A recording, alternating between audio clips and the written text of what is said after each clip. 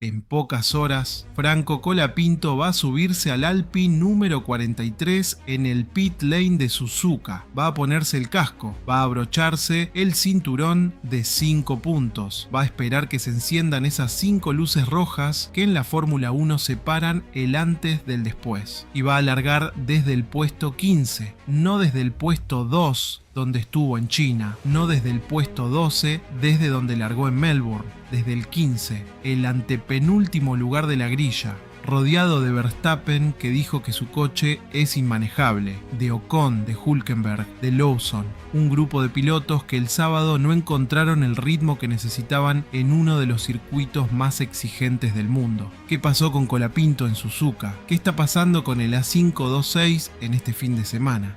¿Qué dice el director de Alpine sobre la diferencia de 7 décimas con Gasly? ¿Tiene Colapinto chances reales de sumar puntos desde el P15? ¿Puede haber un podio? ¿O es directamente imposible? Y la pregunta que más debate está generando en el paddock y en las redes: ¿está Colapinto por debajo del nivel que necesita para Alpine o es el coche el que lo está limitando? Eso es lo que vamos a analizar ahora, con todos los datos del fin de semana, con las declaraciones completas de todos los protagonistas y con un bloque de debate donde vamos a dar nuestra opinión honesta y abrimos la puerta para que den la suya. Son las horas previas a la carrera del domingo en Suzuka. Arrancamos.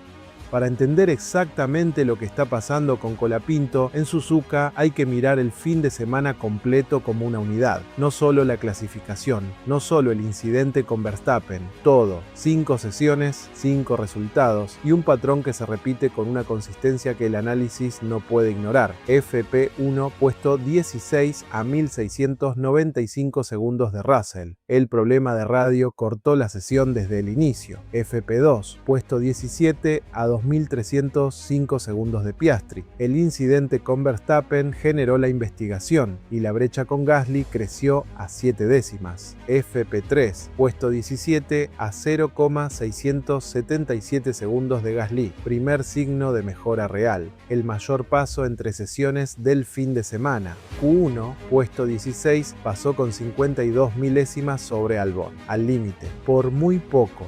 Q2, puesto 15, eliminado con 0,753 segundos de diferencia con Gasly, sin poder mejorar su tiempo respecto a la Q1. Ese es el mapa completo del fin de semana de Colapinto. Y cuando lo mirás así, en orden cronológico, hay algo que salta a la vista, que no siempre se menciona. Entre la FP2 y la FP3, Colapinto mejoró significativamente. El mayor salto del fin de semana ocurrió en esa transición. Eso dice que hubo trabajo real de noche, que el equipo encontró algo y que la dirección era la correcta. El problema es que ese salto de la FP2 a la FP3 no se repitió entre la FP3 y la clasificación, y esa falta de progresión adicional fue lo que terminó costándole los puntos del sábado. ¿Por qué no hubo otro salto? ¿Qué limitó ese progreso? Eso es lo que el análisis técnico tiene que responder.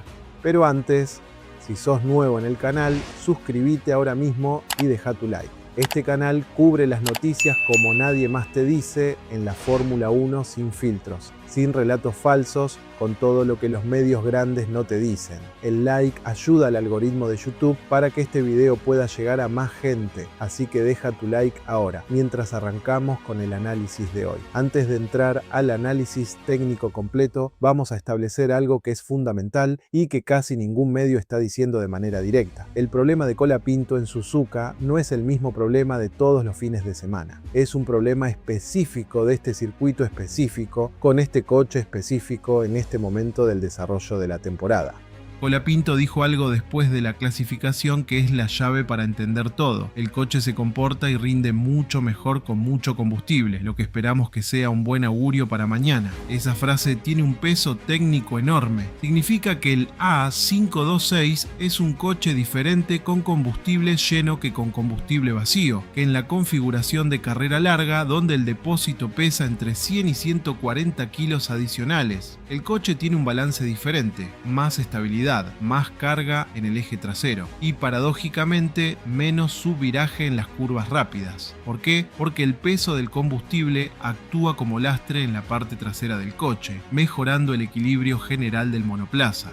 Un coche que en clasificación con neumáticos nuevos y depósito casi vacío tiene su viraje en las heces, puede comportarse de manera completamente diferente en las primeras vueltas de la carrera cuando lleva carga completa, y el director deportivo de Alpine, Steve Nielsen, lo confirmó con una precisión que merece ser analizada. El viernes, con mucho combustible a bordo, vimos que el ritmo era competitivo, así que tenemos esperanzas de volver a estar en la lucha por los puntos mañana con ambos coches. El ritmo de carrera era competitivo, con combustible lleno el A526 de Colapinto era competitivo. Esa es la base del optimismo para el domingo, y es la base sobre la que hay que construir el análisis de las posibilidades reales. Vamos al análisis técnico, el que explica por qué el fin de semana de Suzuka es tan diferente al de China. El A526, el monoplaza de Alpine para la temporada 2026, tiene un perfil aerodinámico que en las primeras 3 carreras del año ya se confirmó de manera consistente. Es un coche que genera carga aerodinámica de manera eficiente en curvas de baja y media velocidad, y que tiene déficits en los sectores de alta velocidad sostenida. Melbourne, alta velocidad. Colapinto terminó P16. El coche sufrió China, técnico y de media velocidad. Colapinto llegó a estar P2 en carrera. El coche brilló. Suzuka, alta velocidad pura. Colapinto clasificó P15. El coche sufre. El patrón es exacto y repetido. No es una coincidencia. Es el ADN técnico del A526 en este momento de su desarrollo. ¿Por qué sufre en Suzuka específicamente?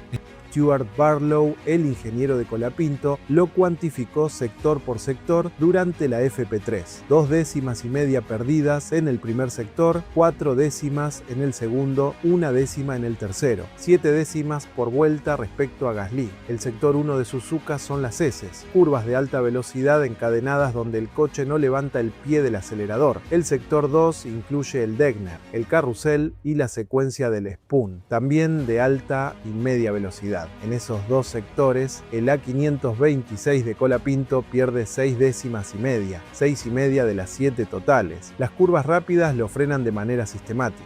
El subviraje, que es la tendencia del coche a irse recto en lugar de girar en curva, genera ese tiempo perdido. Cuando el piloto siente que el coche no gira lo suficiente, instintivamente suelta el gas antes de lo necesario para no salirse de la pista. Eso produce una entrada más lenta a la curva, una velocidad de paso menor y en consecuencia un tiempo de vuelta más alto. ¿Qué hacen los ingenieros para corregir el subviraje? Varias cosas. Aumentan la carga aerodinámica en el eje delantero, que es lo que hizo el nuevo alerón que Alpine trajo para Suzuka. Ajustan la configuración de suspensión para que el frente del coche responda más rápido, y modifican los mapas de diferencial para gestionar cómo se distribuye la potencia en la salida de las curvas. El problema es que en Suzuka, donde el subviraje se expresa de la manera más severa posible por la cantidad y velocidad de sus curvas, esas correcciones no alcanzaron a compensar completamente la limitación base del coche. Colapinto lo reconoció en Motorsport. Creo que el mayor paso fue de la práctica libre 2 a la práctica libre 3. Fue un buen avance en términos de balance y limitaciones, pero agregó que entre la FP3 y la clasificación no hubo otro salto equivalente. No mucho mejor, no. Esa frase dice que el límite del coche en Suzuka estaba en la FP3, que lo que el equipo encontró en la noche del viernes fue el techo de lo que la 526 podía dar en ese circuito con la configuración disponible, y ese techo está a 7 décimas de Gasly. Y acá tenemos que hacer la pregunta que nadie quiere hacer porque incomoda, la que el análisis honesto no puede evitar. ¿Tiene Colapinto alguna responsabilidad en la brecha con Gasly o es 100% el coche? La respuesta honesta es que las dos cosas son verdad al mismo tiempo, en distintas proporciones. El coche tiene un problema real. Lo hemos documentado con los datos de Barlow, con las declaraciones de Nielsen, con el patrón Melbourne, China, Suzuka. No es opinión, es técnica verificable. Pero también es verdad que Colapinto está en Suzuka por primera vez. Y en la Fórmula 1, la primera vez en un circuito siempre cuesta décimas. No porque el piloto sea peor, sino porque la confianza que permite atacar una curva a 280 km/h se construye vuelta a vuelta. y Colapinto tuvo 2 días de práctica para construir esa confianza desde cero. Gasly conoce Suzuka desde hace años, sabe exactamente dónde puede atacar, sabe qué curva requiere más cuidado, sabe en qué zona del circuito puede recuperar tiempo si una curva no sale perfecta. Ese conocimiento acumulado vale décimas, y en la brecha de 0,753 segundos entre ambos Alpine en la Q2 hay décimas de coche y hay décimas de experiencia. Steve Nielsen, el director deportivo de Alpine, lo dijo con una frase que merece análisis cuidadoso. Como equipo, trabajaremos duro y le daremos a Franco todo lo que necesite para comprender mejor por qué no tuvo el ritmo necesario y ayudarle a cerrar esa brecha. Esa frase es la de un directivo que está del lado del piloto, que dice: trabajaremos juntos para entender, no Colapinto falló, no hay que mejorar el piloto, sino necesitamos entender juntos qué pasó. Y Nielsen fue incluso más claro cuando habló de la expectativa para el domingo. El viernes, con mucho combustible a bordo, vimos que el ritmo era competitivo, así que tenemos esperanzas de volver a estar en la lucha por los puntos mañana con ambos coches. El director deportivo del equipo espera que ambos pilotos peleen por los puntos el domingo, no solo Gasly. Ambos. Eso no es una frase de cortesía institucional. En el lenguaje de la Fórmula 1, donde cada declaración se calibra cuidadosamente, decir que esperás los puntos con ambos pilotos desde el P7 y el P15.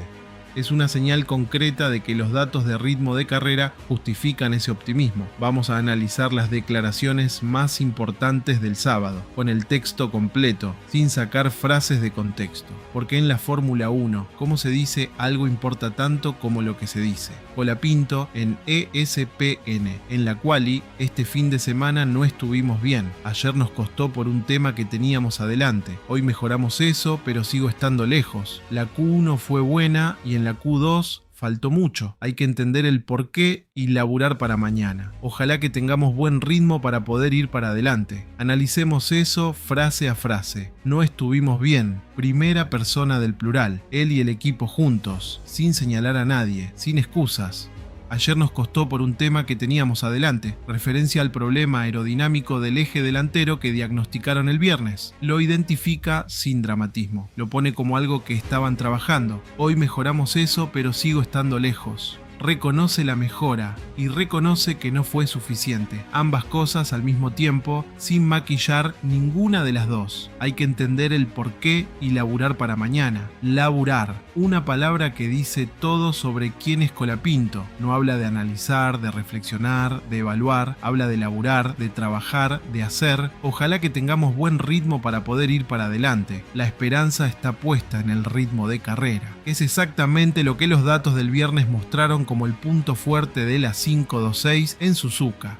Colapinto también habló en el comunicado oficial de Alpine. No ha sido el resultado que esperábamos hoy al llegar a la clasificación. En general, este fin de semana nos ha costado mucho encontrar el ritmo con poco combustible. El coche se comporta y rinde mucho mejor con mucho combustible, lo que esperamos que sea un buen augurio para mañana. Esa declaración en el comunicado oficial es estratégica. Colapinto está plantando la expectativa para el domingo. Está diciéndole a todos los que lo miran que el ritmo de carrera va a ser diferente al ritmo de clasificación y está haciéndolo con datos reales que el equipo tiene. Ahora Gasly, el piloto francés que clasificó séptimo y tuvo un fin de semana completamente diferente al de Colapinto, dijo algo que es el contraste más interesante del análisis. El equipo ha hecho un gran trabajo para sacar mucho más rendimiento al coche. Se hicieron algunos ajustes para la clasificación. Honestamente fue el mejor coche que hemos tenido este fin de semana.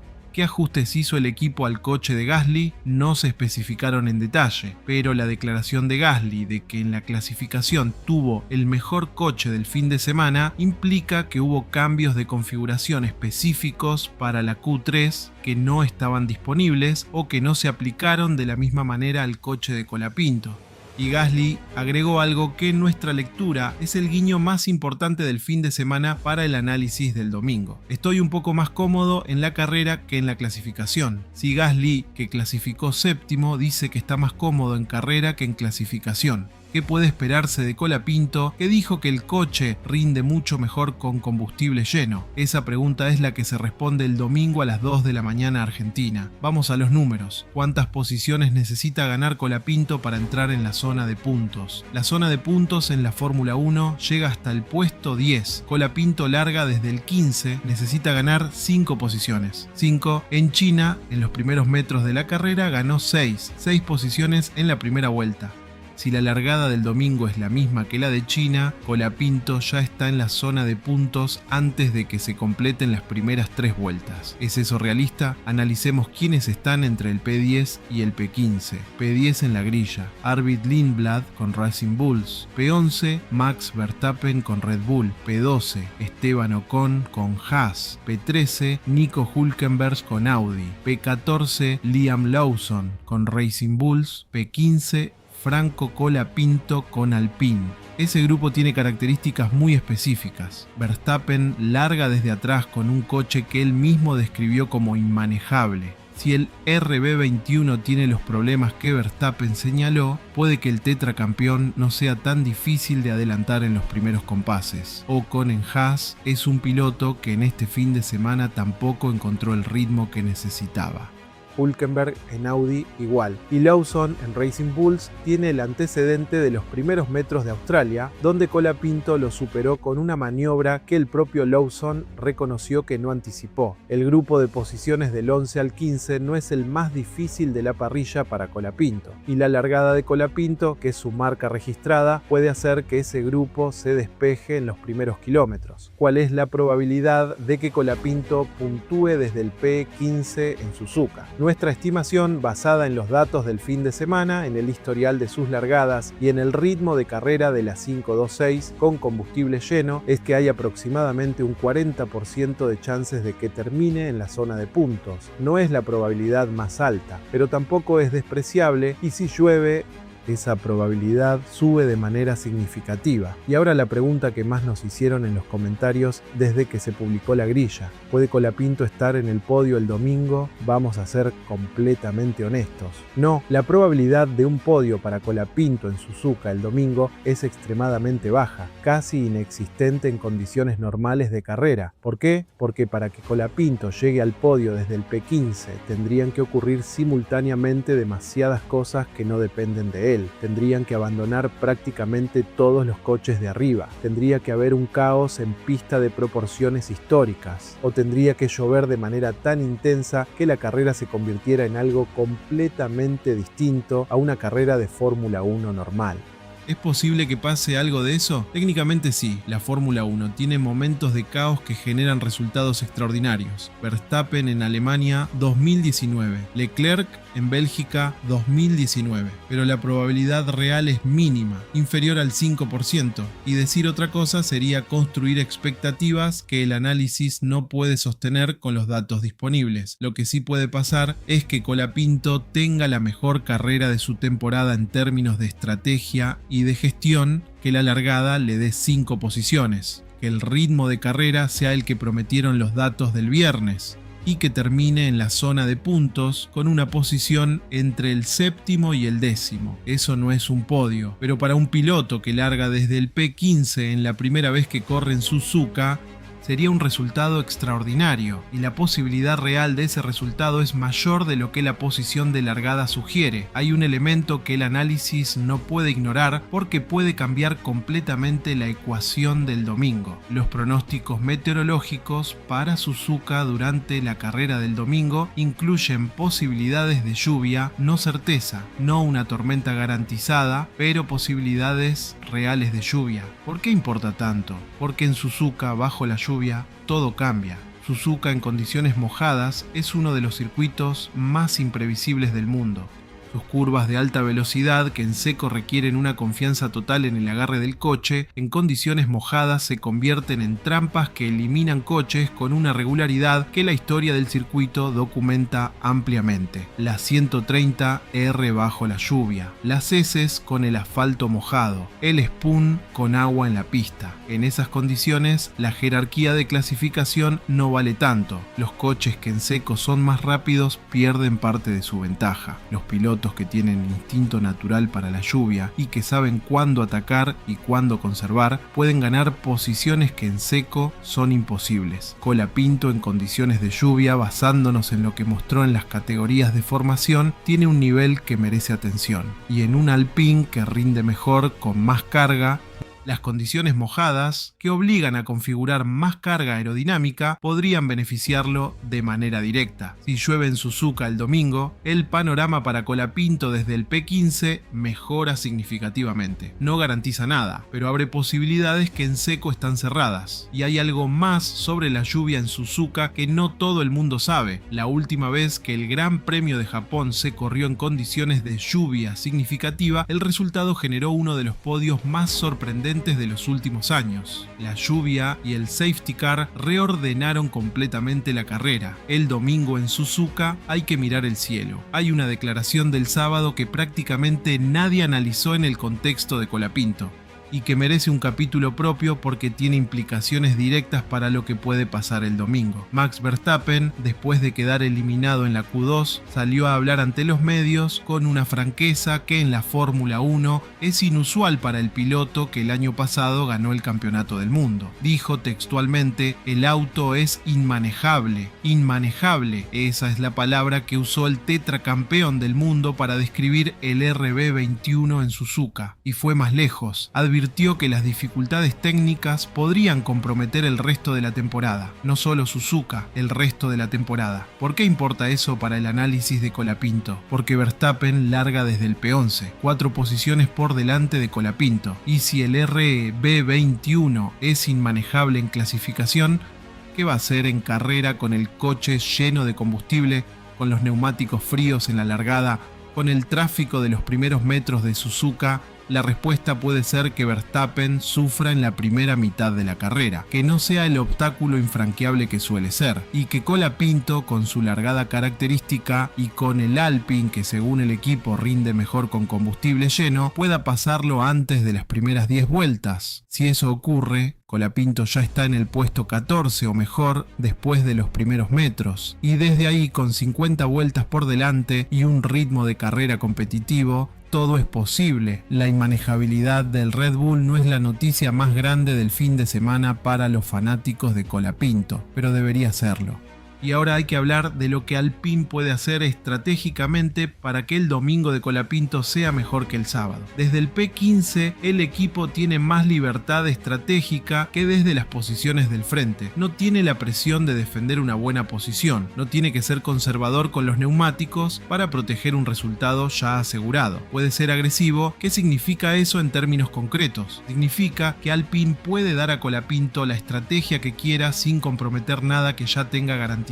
Puede largar con duros, como hizo en China, si la estrategia de largo plazo lo justifica. Puede hacer una sola parada si el ritmo de carrera con mucho combustible es el que el equipo espera, o puede hacer 2 paradas si aparece un safety car que cambie los tiempos. La clave de la estrategia de Alpine para Colapinto el domingo va a ser identificar en las primeras vueltas si el ritmo de carrera es el que prometieron los datos del viernes. Si en las primeras 10 vueltas el A526 número 43 se mueve con la fluidez que Colapinto describió en seco, con combustible lleno, el equipo va a soltar las riendas estratégicas. Y un equipo como Alpine, con la experiencia de Gasly como referencia en el P7, tiene herramientas para gestionar los dos coches simultáneamente de manera que ambos maximicen sus resultados. Si el ritmo de carrera es competitivo y la largada es buena, Colapinto puede estar peleando por el top 10 en las vueltas 20 a 30 de la carrera.